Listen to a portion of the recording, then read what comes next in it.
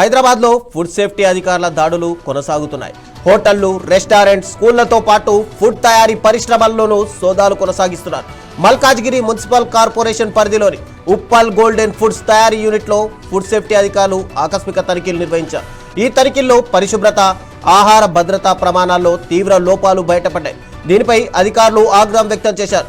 తనిఖీల్లో భాగంగా food safety officer golden foods తయారీ యూనిట్ను పరిశీలించారు. బేకరీ ఉత్పత్తులు, ఉస్మానియా బిస్కెట్ల తయారీ యూనిట్లో కూడా అనేక అక్రమాలను గుర్తించారు. పరిసరాలలో సరైన లైటింగ్ లేకపోవడం, పురుగుల నివారణకు నెట్స్ లేకపోవడం లాంటివి గమనించారు. భారీగా ఈగల బెడద కనిపించింది. పెస్ట్ కంట్రోల్ రికార్డులు కూడా నిర్వహించలేదు. ఆహార పదార్థాలను తయారు చేసే సిబ్బంది వ్యక్తిగత పరిశుభ్రత పాటించట్లేదని తేలింది. ముడి పదార్థాల నిల్వ పద్ధతులు కూడా సరిగా కనిపించలేదు.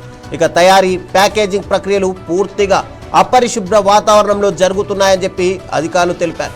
ఈ అన్ని లోపాలను సరిదిద్దాలని, FSSAI రూల్స్ తప్పక పాటించాలని ఆదేశిస్తూ గోల్డెన్ ఫుడ్స్ యూనిట్కు ఇంప్రూవ్మెంట్ నోటీస్ జారీ చేశారు.